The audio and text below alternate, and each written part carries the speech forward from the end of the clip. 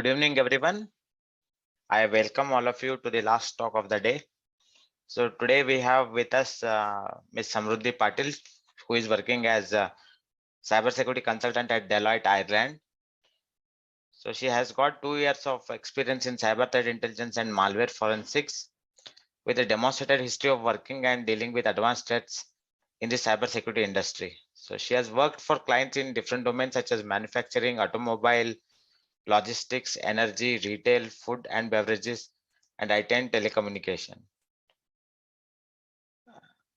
She will be delivering a talk on SIEM and incident response. Over to you, Samruddhi.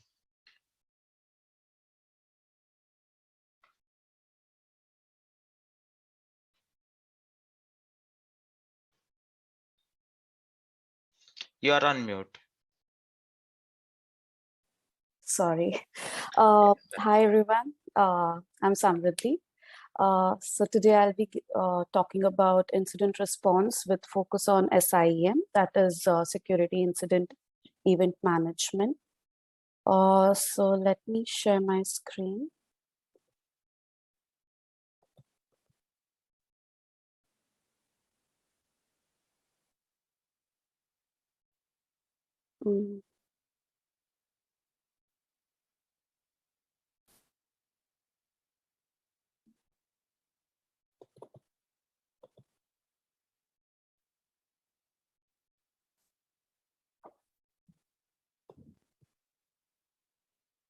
Just a sec.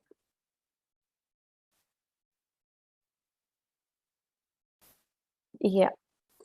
So first, let's first we'll be talking about incident response, then the phases of incident response with the focus of SIEM in one of the phases. And then I'll also talk about the certifications that are necessary or like which would be helpful for you guys to take, to get into this industry. So firstly, we'll talk about what is incident response. So basically, it's any action or plan or any policies that company decides or makes to deal with the misuse of computer systems and network.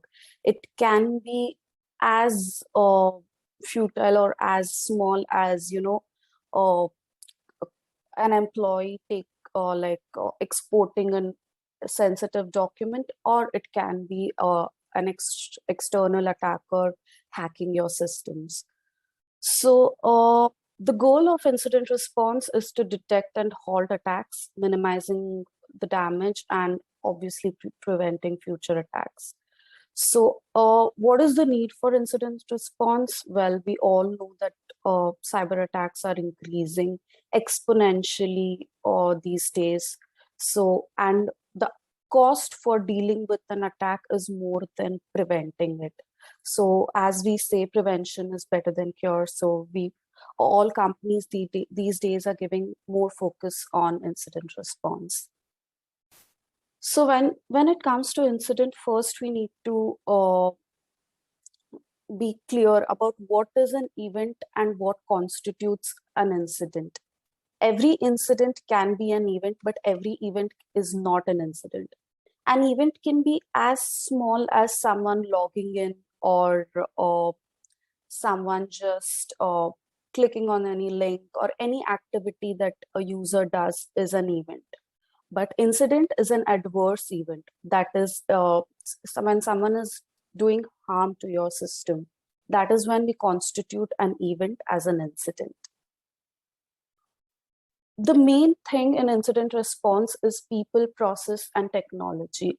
Especially the people aspect is most overlooked, and they are the weakest link in any business or organization. As process and technology, the computer does its own work, the manufacturing unit or any machine will do its own work normally, but the intervention of people is what makes it the weakest link, or that's how the attacks happen. So let's talk about easily attacked vectors is usually via emails or calls. is how people get phished and stuff. Next is process. A process is anything, the steps or a procedure to come to get to a particular goal. So it's very imperative that people understand how they fit into a process. And technology is any tool or any machinery or any hardware device that a business uses to implement the process. So now we'll step into the main thing, that is phases of incident response. So there are 6 phases, out of which the first phase, that is preparation, is the most important phase, and we'll be taking most of the time today talking about preparation as well. The other steps are identification, containment, eradication, recovery, and lessons learned.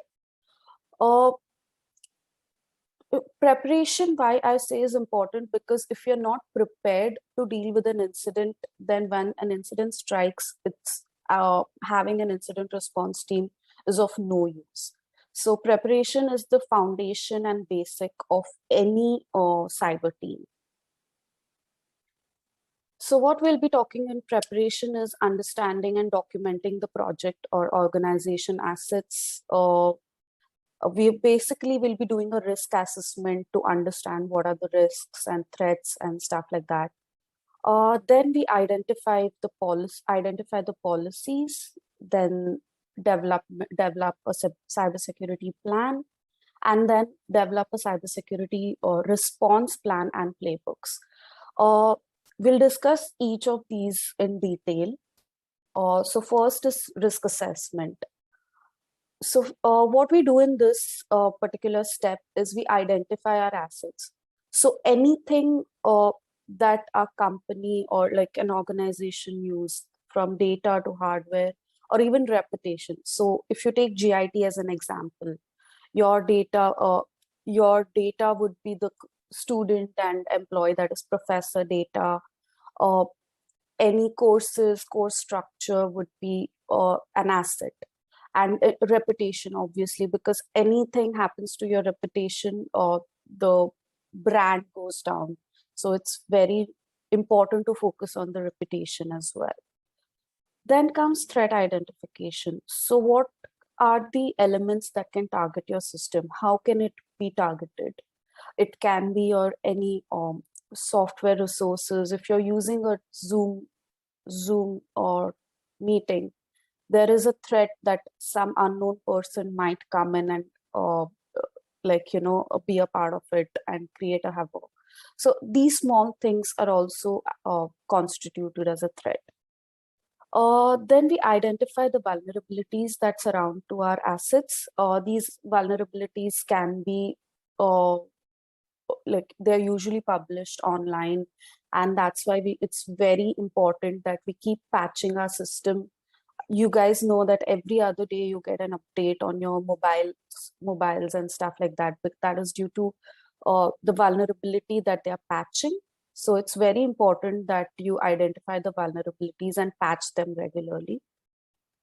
Then you identify and evaluate controls, and then prioritize these vulnerabilities, threats, and their likelihood of occurrence. So once you identify the threat, you also need to concentrate on how much, what is the likelihood of that event occurring. If it is less, then it'll go down on the priority list, and if it is more, obviously. And also there is one more aspect, that is money. If a particular incident involves a lot of money to be recovered, then which is more than what is, when the attack happens, and then you can manage it, then you won't give that as much importance. So now we'll move on to the security policies. So what are security policies? These are any rules or procedures that the company has. Every company or every organization has different kind of policies. And there are organizations that have set a particular regulations, such as HIPAA. HIPAA is for medical industry. FOPA is for educational industry. ITR is for arms and manufacturing, and EAR is again automobile and in automobile industry. So we need to know these basic organizations that create a structure for us, and then we can implement it according to our needs and twist it according to our needs so that it is aligned to your business procedures and policies. The important types of policies which most incident response team forgets is the information disclosure, the media policy, the security policy, and disaster recovery. So if suppose there's a breach, then how will you inform and who are you supposed to inform? There are some breaches where you don't have to go to the media, just maybe your employees or the stakeholders. If you inform your stakeholders, that's more than enough. So you should have these policies so that when actually the incident happens, you know how to handle it and how much information are you supposed to give to any particular person. So now coming to the incident response policies. So what do you have in your incident response plan? Firstly, we'll have the purpose, we'll have goal, who does it apply to, the terms, communication in the organization. That's very, very important.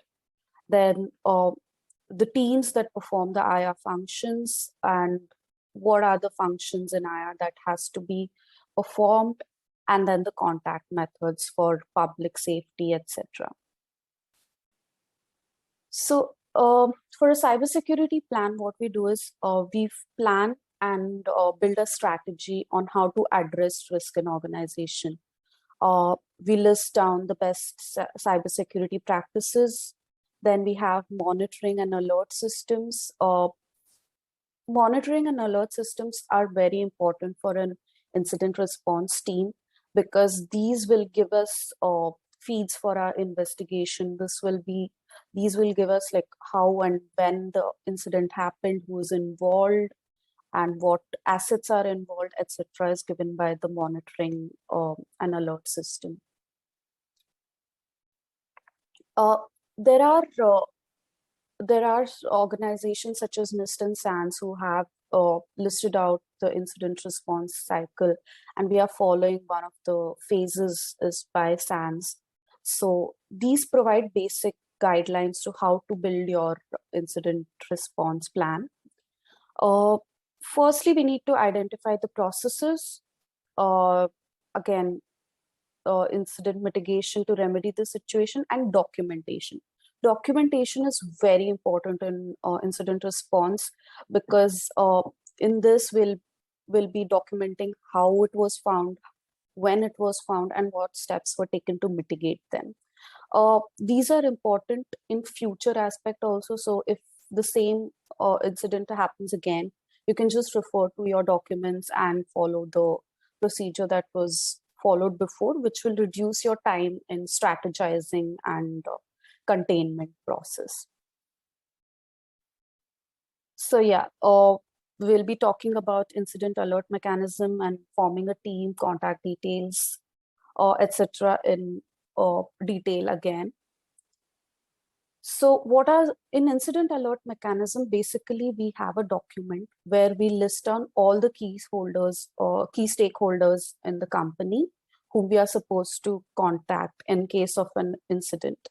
These can be your CXOs or security team or HR, legal, CISO. CISO obviously plays a main role in the CISO is your chief security or information security officer. Then we also have to have document. We also need to document other members of organizations, such as any government body that you would be related to, any third party, or like your supply chain people, legal and HR and all such stuff. Then comes tracking of incident. So every company should have a ticketing system so that we know when the incident has started and who who has done what steps have been taken, and whether the incident is still ongoing or it has been mitigated. So it's very, and ticketing system helps in forensics and other investigations as well. So the documentation and tracking is very important. So what does an incident response team comprise? So usually it is asset management, vulnerability management. Okay, so let me talk. What is asset management? Is this team will be responsible to keep a track, or like they list all the assets in your company or organization and help maintain, like they keep finding whether there is a vulnerability and help patching and updating it. Vulnerability management is again the same thing. There can be two things in it. One is penetration testing, also helps in vulnerability management, and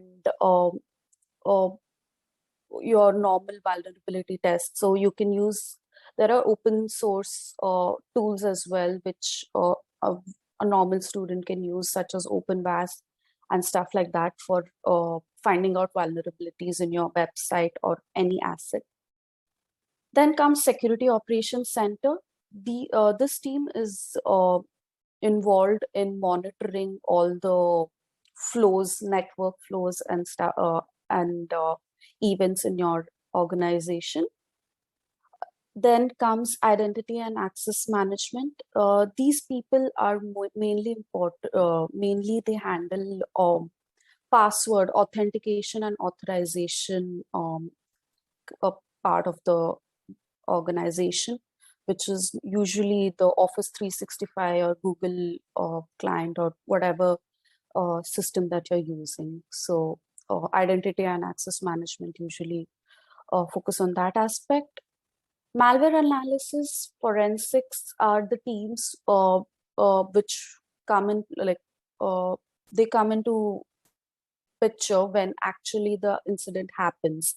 So once the incident happens, you'll have some evidences or some malware, which will be given to malware analysis or a forensic analyst to analyze it and to see what has actually happened and who is responsible and stuff like that. They maintain a chain of evidence, which will be useful for your, if the incident goes to a court, then these people will make sure that all the evidences are handled properly, investigated properly, and gave it to court for further investigation. Cyber threat intelligence is basically the team which keeps checking on the any kind of new attacks that are happening, so that this is a very preventive measure that is taken, so that you're aware of what is happening in the industry and you prevent that from happening. Then obviously is your communications, HR, and legal team for any further damage. So what is the incident report mechanism? First, you need to identify who is the leader of the team, which is mostly the CISO or your manager in the team. Then we need to, in this response plan, we always need to make sure who is authorized to make decisions, define the communication and collaboration plans, or mention who will communicate to external groups. That is whether it's going to be your media or your CISO or your legal team, or every company will have its own communication plan. Also, it's very it's good if we develop relationships with other departments of the organization, so that it is in stuff like this, especially in cyber community, that we all come together and help each other. So it's better, like it's always good to have relationships with any other departments or any person which will be useful in handling an incident. Then it should also have how much information you're sharing.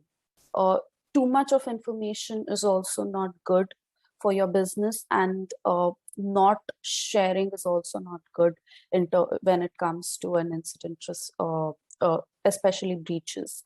So you should have that agreement of how much information you're going to share and stuff like that.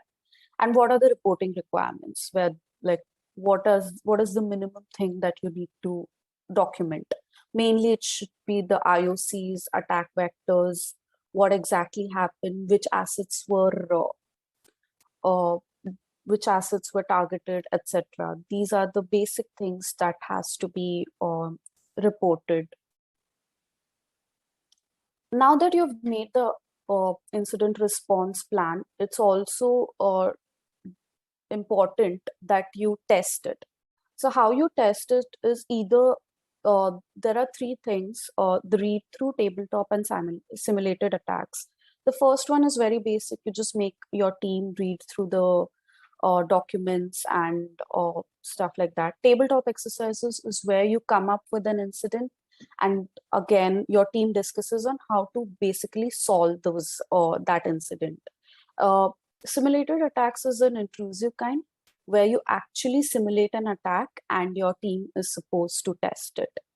These kind of tests should be done at least once a year to test whether your IR plan works or not. So apart from IR plan, there is also something called as incident response playbook. So what this playbook does is we have a list of attacks that can be that are more the likelihood of happening, which is more in particular organization. So suppose it is a university. Uh, so we all know during our results, mostly the bandwidth goes down, and there's you we won't be able to see our results on time. So that's kind of a DOS attack. So when it comes to university, DOS attack, unauthorized access, maybe by students or something. These are the incidents, and a university should have an action on how to mitigate these. So playbook is a step-by-step guidance on how to mitigate, whereas IR plan is basically a structure and communication and a normal guideline. So that is the difference between IR plan and the playbook. So now we'll be coming to the monitoring part, in which I'm focusing mainly on SIEM, that is Security Information and Event Management. So what is SIEM? It's basically a detection, analytics, and response platform for an organization, where it collects all logs, policies, and then alerts any abnormalities in the system. So security controls usually have all the information that we need to secure, but also there is no before and after the event context, mostly with the IDs and other things.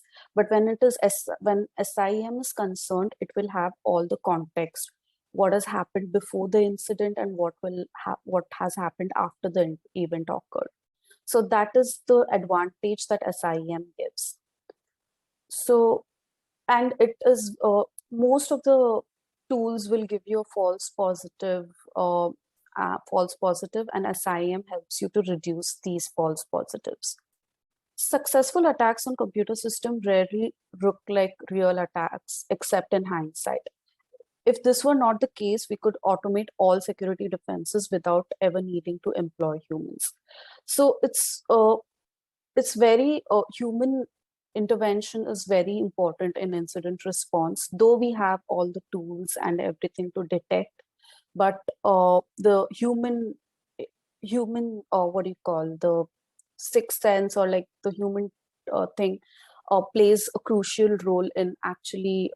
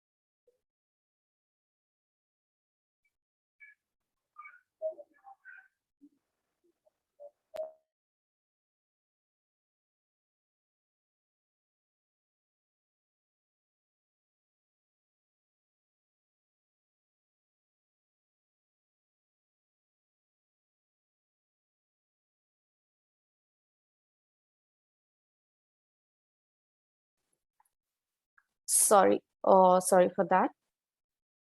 So yeah, let's move on to the next slide. So let's see what's the bigger picture of SIEM. So usually what we have in our security infrastructure is the intrusion detection system, endpoint securities. Endpoint securities are mostly your antivirus logs. Then you have your service logs, asset management, etc. So these help you in looking at what's happening on your network through a larger lens. SIEM is about looking at what's happening on your network through a larger lens. They combine all these tools. So all your feeds from intrusion detection, endpoint security, asset management, everything is stored in SIEM, and then it gives it correlates everything, and then it gives you an event or alarm based on that. So it basically gives the bigger picture of everything that is going on, and gives us a timeline of events that has taken place. None of these by themselves can tell you what is happening to your business, but in terms of security, the continuity of business processes. So, but together they can. So everything combined will give you a better result. So yeah, SIEM is essentially nothing more than a management layer above your existing systems and security controls. It connects and unifies the information in your existing systems. It's an example of garbage in and garbage out. So you put in a lot of information, it processes it and gives you the best outcome. Then yeah, I have this. It also has log correlation. It basically collects all the logs from your assets, IDS, firewalls, etc., and then it gives you it does correlation. That is the main aspect of SIEM. It correlates and gives you the best details, and alarms are set on the correlation. So what are your sources of logs? They are mostly, when it comes to security controls, it's your IDPS, endpoint security, data loss prevention systems, VPN concentrators, web filters, honeypots, etc. Infrastructure includes routers, switches, databases, and stuff like that. The main thing here is it also has a combination of knowledge based things, such as it'll have your infrastructure information, that is what are the configurations, locations of your uh, organization, owners, network maps, etc. So how location and time helps is, suppose your company is in India and someone is trying to get into your system from any other place than India, that is like suppose any European country or US, then it will give you an alert saying that your employee has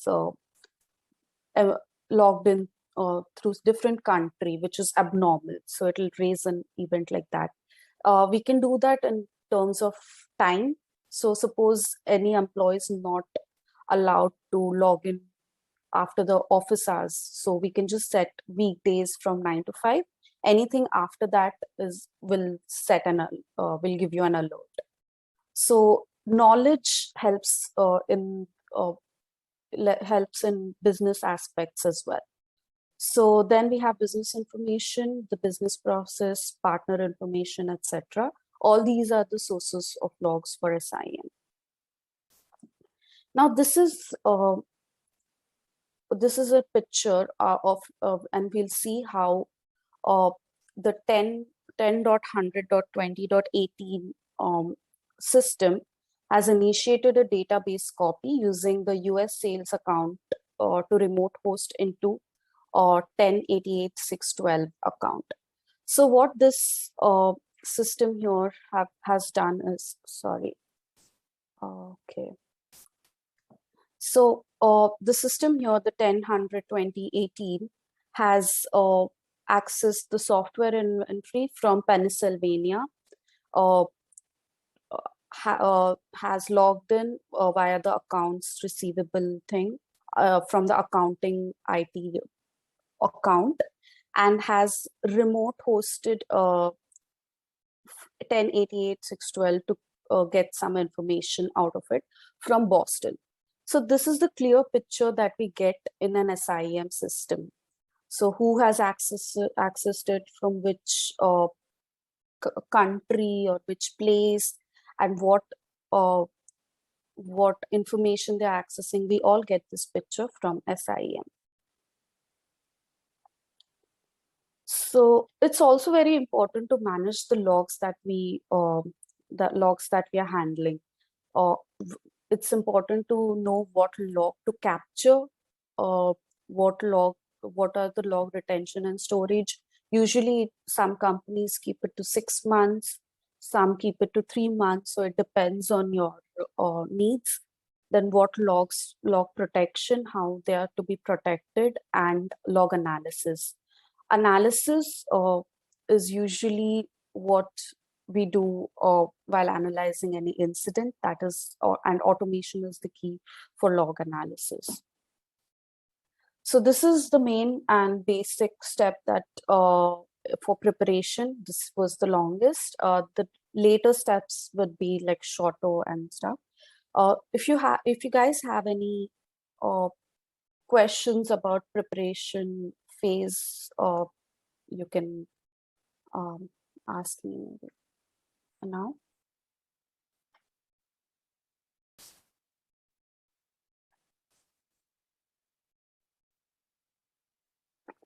Okay. So let's move on to the identification phase. So once in this phase, we know that there is an attack happening. Your alert mechanisms have told you that, okay, something is wrong with your system.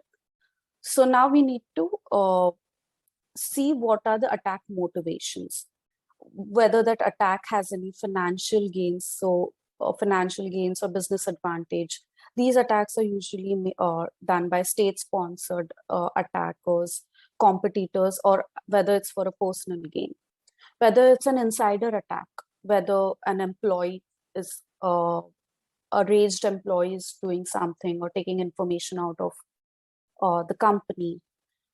Then there are script kiddies. These are newbies and they just want to showcase their talents, or they just do it for fun. Then supply chain attacks. So supply chain attack happens when in a consultancy based organization where they're not attacking you, but they want to get information about your clients or any other organization that you're working with. And then there are terrorists who attack for their own needs. And now comes understanding the vectors. So what can be the attack vectors? Basically, it is always, mostly it's stolen accounts and brute force password attacks. There is this website called Have I Been Pawned? So you can just go to Have I Been Pawned and enter your email ID, and you'll know whether your email address or your credentials had been hacked. So when I last checked, my email ID was breached 7 times in 7 different breaches. So that's one way to protect an individual from yourselves. You can check Have I Been Pawned? So these stolen passwords are sold in underground deep dark webs, and people make use of it. Then, as I told you, insider attacks. When it comes to university students and employees that are like maybe professors or something. Then comes software vulnerabilities. What softwares you're using and whether it has any vulnerabilities in it, which can be checked regularly. DDoS attack is very common. It basically affects the availability of your website which is very crucial for most of the businesses. Then there are other attack vectors such as malware that can be in various forms, that is ransomware, virus, worm, etc. Now, what are the common incident alerts which will trigger the detection system? It's mainly you should look for the poor system performances because of a lot of Bitcoin and mining, etc.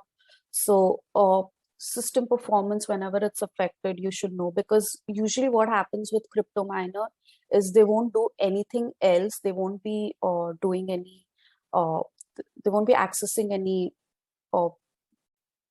sensitive information or something, but they'll just use your hardware capacity, that is the system capacity, which will affect the performance.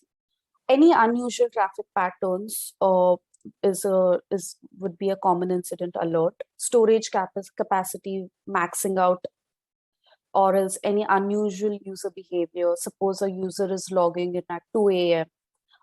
That is also that will also raise an incident alert. Then users observe suspicious behavior in their accounts. Or else it can be a direct alarm from SIEM or any other trusted sources. So what should be your investigation strategy? First, you need to assess the situation, like what's going on, and is it truly malicious? Because an employee can log in at 2 a.m. for something, maybe he has forgotten to do something, and then he just logs in at 2 a.m. to do something important. So that is not a malicious thing. So it's just a false positive.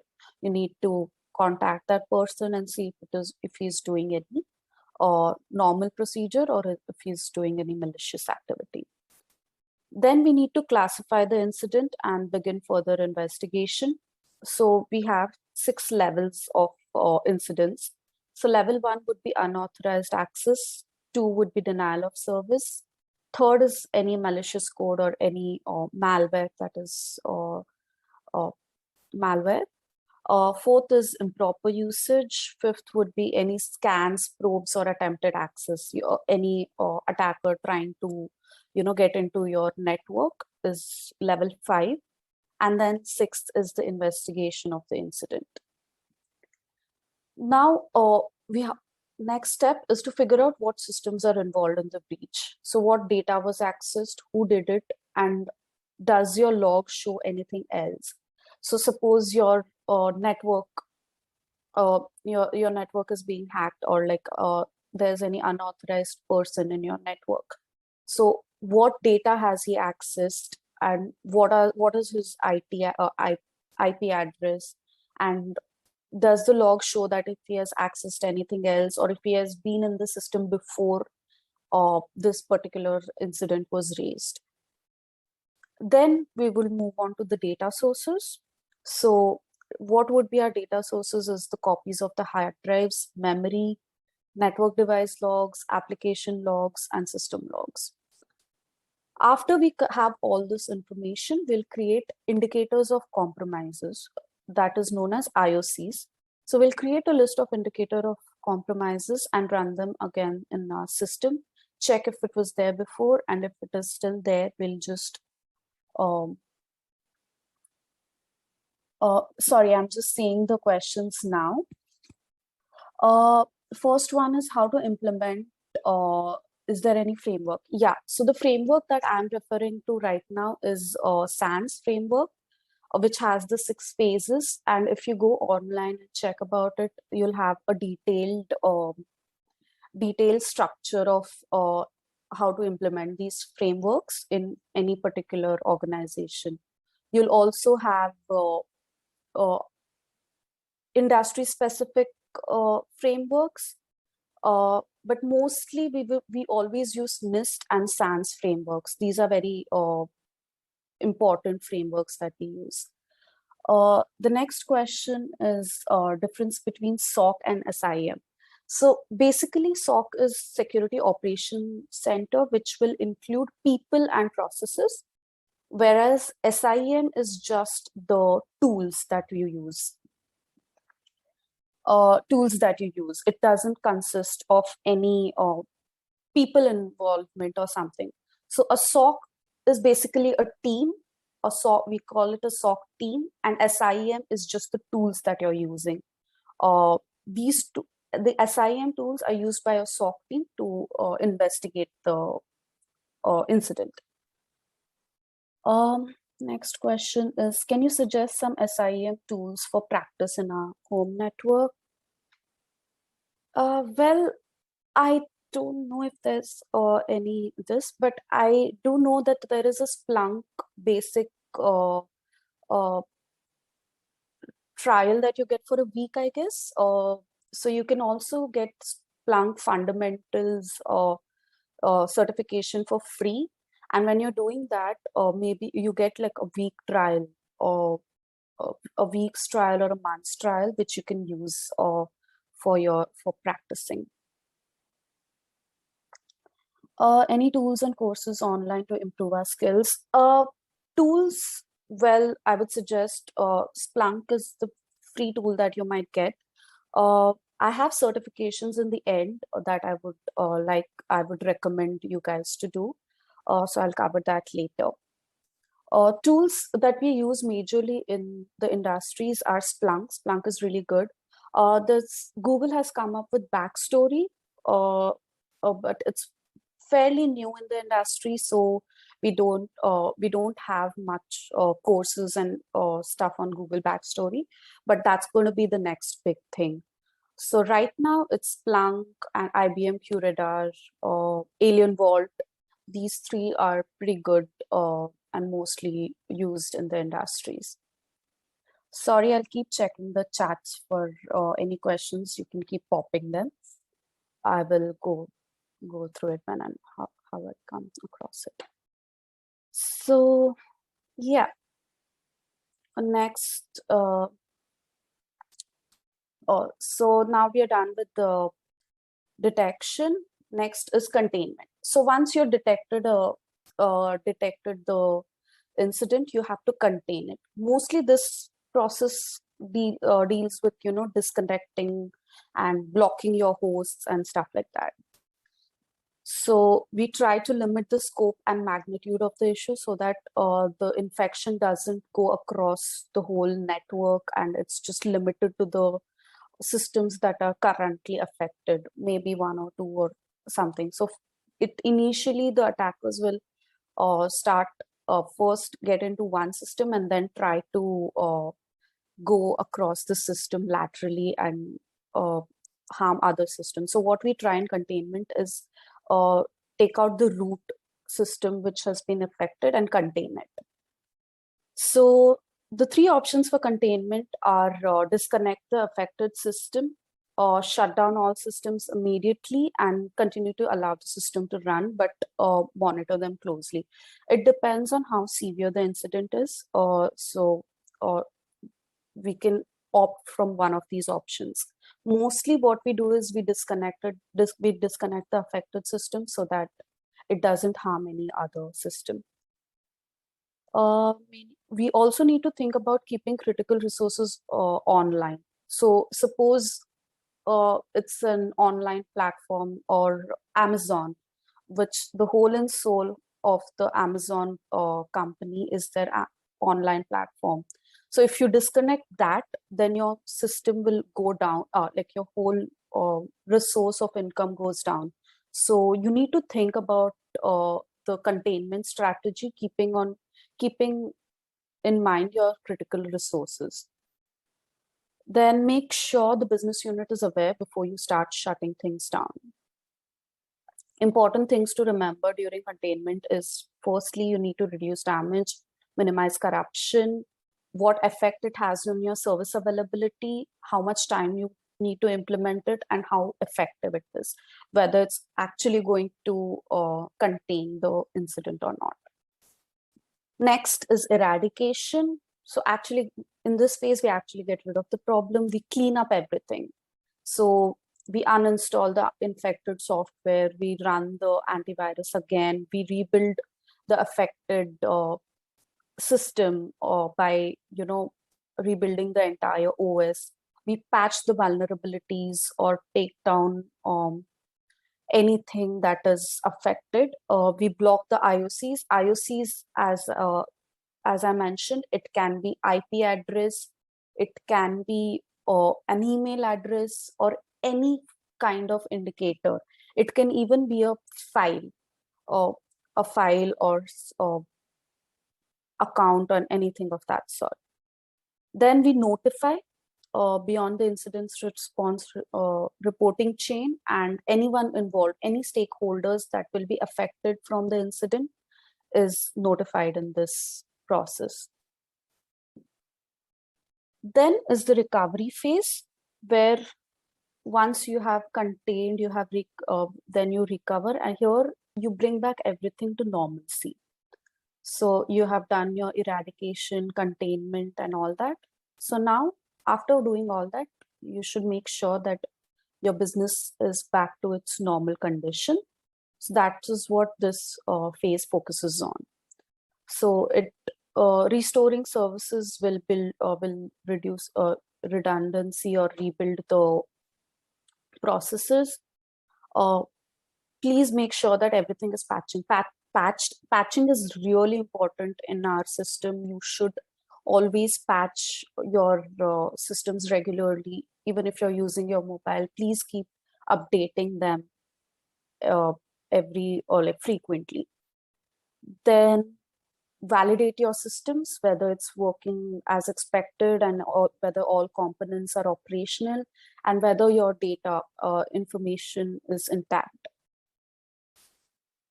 Well, then this is the last phase in the incident response, which is mostly overlooked, and no one likes to do this in the cyber domain, is the lessons learned. So once you're done with dealing, and once you've recovered from an incident, it is very important to document it, which will help you in your future incidents. It will help you in your cases. It'll help you improve your incident response and your team. So what we do here is making sure whatever processes that we had built, whether it worked, whether we had enough preparation, whether our SIEM had detected the event in timely fashion, whether the communication went well. Mostly the teams do not perform, or like the incident takes longer to solve only because of the communication problems. So whether the communications was done clearly, whether it went smoothly, if it did, what were the steps that you could have taken to, reduce the time of detection and eradication, and how can we prevent the incident from happening again? How can we improve our processes, or whether we have to get any new tools or anything that, any process which would help us prevent the attack. Okay, so these were the 6 phases. Please let me know if you have any questions, or else we'll move on to the incident example, where I'm taking an unauthorized access incident, and I'll tell how to manage that, or how we manage that in real incident.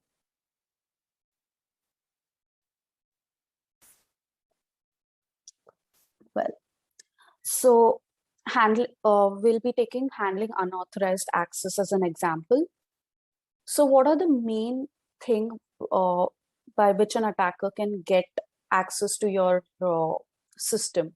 They can be vulnerabilities in your applications or operating system, any misconfigurations in your OS or apps, or they can get it by stealing login credentials online on your deep dark web or something of that sort. Social engineering is very common. They can just ask you some basic questions and try to get access to the system by social engineering. And insider threats. Insider threats usually go unnoticed because people are trying to access it from your network, which is usually not detected easily.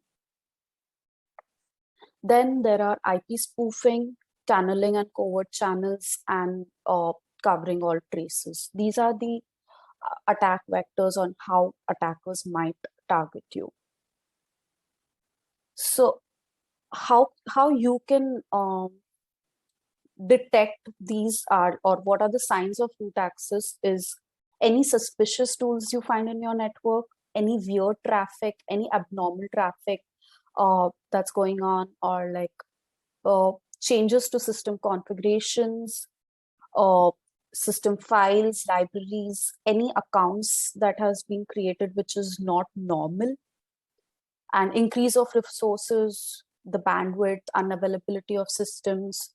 Alerts is obviously one of the signs of root access, how to detect root access, and any suspicious new files or folder that are created with suspicious names. So this is how you can detect or predict that you have signs of root access, unauthorized access in your system. When it comes to hardware, what helps in detecting these are alerts, increased usage of resources, files, data changes, critical files being tampered. So what do they usually try to do is they try to access all sensitive data from your network or log entries on web proxies, etc. After they get access to the information that they want to exfiltrate, they leak the data via FTP, HTTP, or other protocols. So we need to check for what kind of data is getting out of the organization in this kind of attack. So how do you respond to the unauthorized attack is set alerts on your IDPS systems on like what kind of data is going out of your system. Your centralized log servers will help you get all the logs at one place. Improve your password policies. Password policies are very important and critical for the organization because stronger the password, better it is. Also, these days you have password policies such as capital letters, special characters, and numericals, which is kind of getting outdated. Right now, the most safest option suggested by government is have a longer password than having capital letters and special letters, because longer your password, more difficult it is for an attacker to brute force it or get through it. So make sure you have passphrases instead of your birthdays, names, or pet's name or anything of that sort. Go for catchphrases. That's the best password you can have. And then the responsibilities, what a person has to do in this case. Now, when it comes to prevention, it's mostly the network. So you have to secure all your remote access methods. Make sure that the publicly available services are in a demilitarized zone. You should not have a public IP address in your internal network. If there is any public IP in your internal network, that means there is an unauthorized access. So how can you prevent this is check for vulnerabilities, disable unused services, any ports that you're not using. So FTP, Telnet, if you're not using these ports, it's advisable not to disable them. Have least privilege on services. So no user should be given more access than what they require. Suppose they need a particular file. So suppose you're a computer science student, you should be able to access only computer science resources and not mechanical and civil resources. So this is the least privilege policy that we should follow. Then there are host-based firewalls, and then lock on idle and log off policy. So when you're not using your computer for a long time, it's better to lock it.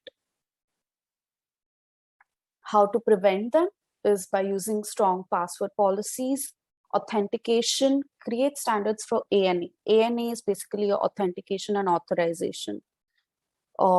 Then we create procedures for deprovisioning the accounts that have been hacked or that have been infected. Deprovision them and create a new one maybe if you have to, but deprovision it for a particular amount of time. Then how to respond is to isolate the system or account being affected, disable the services being affected, eradicate the route used, or deactivate the user account, look at enhancing the current security measures. So basically what you need to do is what we discussed in the previous policies, the password, authentication. So these policies should be enhanced or like looked upon. Now, eradicating the issue. So IDs and mitigate or eradicate the IDs and mitigate all the vulnerabilities. Patching, as I have mentioned before as well, it's very, very important. Keep patching your system regularly. Remove any components of the incident, any IOCs that you have found, block them from your system, your block it on your firewalls, etc. Then how to recover from the issue is return the system into a ready state, confirm the system is now functioning normally, additional monitoring on these resources that have been affected, and update your security policies. So what are the best practices for unauthorized access? So if you don't have any IDS, that is intrusion detection system, it's better to get one now. Have a centralized logging, have a better password policy, configure the network to block suspicious traffic, secure your remote access methods, and use a DMZ for public resources. Also, disable unknown services, or use host-based firewalls, change your management if there is any problem, and then restore everything back to normalcy. So now we'll come to the certifications part. So here are some basic certifications that you can do. There is certified ethical hacking is provided by almost any sites. You can do it by EC Council or Coursera and Pluralsight. These websites give certified ethical hacking certifications for free also, I feel, and it's the most basic certification that you can get. Otherwise, you can also try ISC Square's System Security Certified Practitioner. Then CompTIA has CISA Plus, that is for cybersecurity analyst, Pen Test Plus, etc. EC Council has varieties of certification, out of which there are 4 that I have listed. That is incident handling. It'll give you the basic structure of incident handling and what to do and stuff like that. The phases that we discussed is the same thing that will be discussed in the incident handling course in EC Council. Then the SOC analyst by EC Council is also a good certification. And if you're into threat intelligence, you can do threat intelligence. And there is CHFI, that is Computer Hacking Forensics Investigator, which is more into the forensic side of incident response. So you could take that as well. It's in the chat. Sure, I will mention these in the chat once we are done with this. I'll put it in the chat so that you find it. And then these were the resources that I have used. And yeah, thank you so much. So if you have any questions, you can let me know.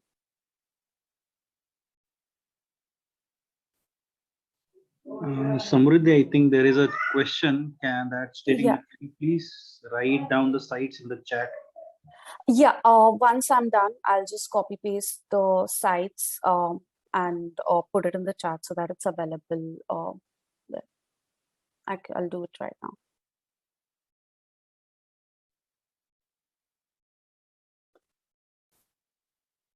Yeah, also I put in my LinkedIn address, or if anyone has anything to discuss in detail or any specific questions, you can reach out to me on LinkedIn and I'll try to help you if I can. So yeah, thank you so much.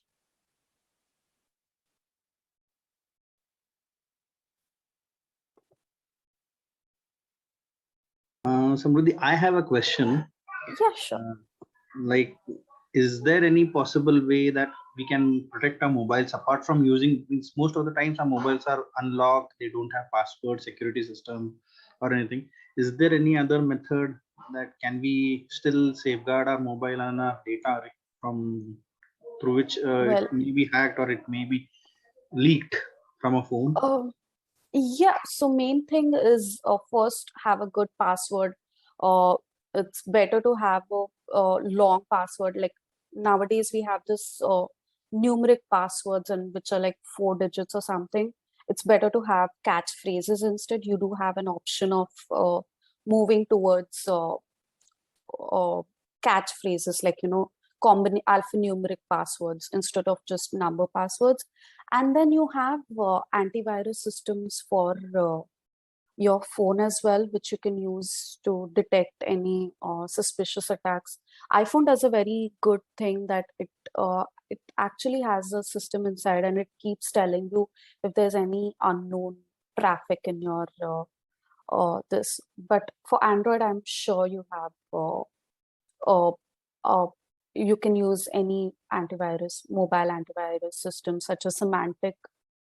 I remember will be useful.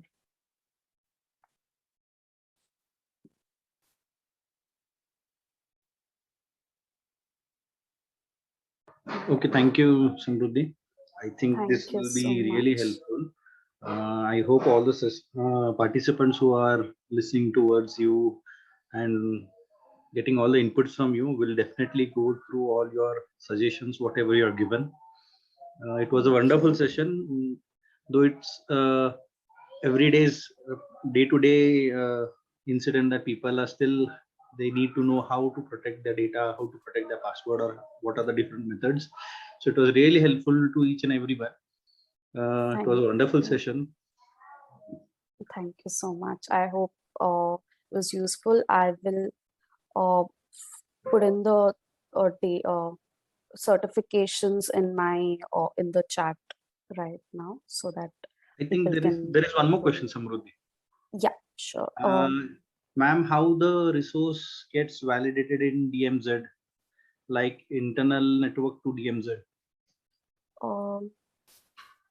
So DMZ is basically what you do in DMZ is just put your public resources there, anything. So suppose, let me take an example of GIT as a university, right? So what are those public services that you give? The website that GIT has, that is the asset that will keep it in DMZ. Like your internal network would be the student account, the employee account, that is professor account and everything. That is your internal account, and DMZ would have the public assets such as websites.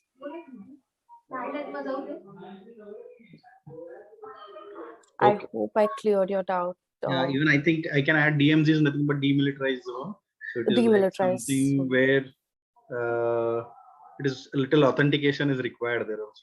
Yeah, so you're basically keeping that because it's going to be exposed to the outer world a lot. So you keep that in a secure place, which is more secure than your other resources. So that if you're basically, why we do that is if your DMZ is affected, your internal network shouldn't get affected. because the chances of your public DMZ, the assets in your DMZ getting hacked is more than the internal network. So that is why we have the DMZ. Yeah. Any other questions? Any participants?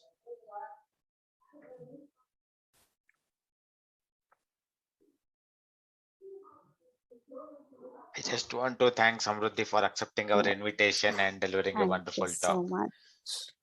And, Thank you so and much. Then connect to me on LinkedIn later if anything. yeah, sure. We need your help because we are establishing a center of excellence in cybersecurity. And today we had a talk with EC Council people, and we are going to have a tie-up with them for the certifications and other stuffs. Yeah. So EC Council has a variety of things. So incident handling, most of the stuff that I took would be covered in that particular incident handling as well. So yeah. Yeah, correct. Thank you. Thank you so much. Okay, I request the participants that there is a feedback link provided into the chat box. So please give a feedback. Gajendra sir, shall I wind it up? Yes, sir, Ravi sir. Yes, sir. Okay. Yes. Thank you, Samruddhi. Thank you for sparing us your time and delivering such a wonderful session to us. We also know that even you are busy, and though you have busy schedules, you have spared a good amount of time towards us.